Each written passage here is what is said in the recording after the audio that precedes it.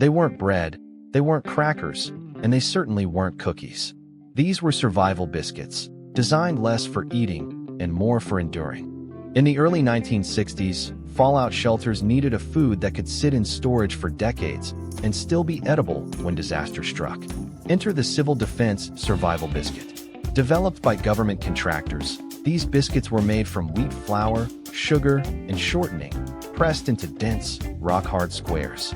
Unlike ordinary crackers, they were built to last for years without refrigeration, resistant to mold, pests, and decay. Packed into airtight containers, they became a cornerstone of the shelter supply system. The biscuits solved a logistical problem.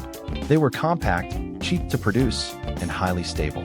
A single tin could feed a small family for days, providing enough calories to survive in the sealed underground rooms of America's fallout shelters.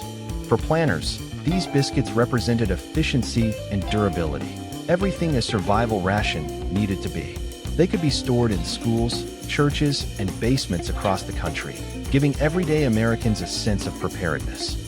But eating them was another matter. Survivors described the biscuits as almost impossible to chew without water. They crumbled into a dry paste, sticking to the mouth and throat, leaving an aftertaste that many compared to cardboard. Children often refused to eat them, and adults could only choke them down with sips of the metallic-tasting water stored alongside them. Some joked that the biscuits could survive the bomb because they were barely food to begin with. For many, the survival biscuit became less a meal and more a test of willpower. Still, survival wasn't always about solid food. Alongside those biscuits, the government stored something even more essential: gallons of drinking water, sealed not in plastic bottles like today, but in giant steel drums.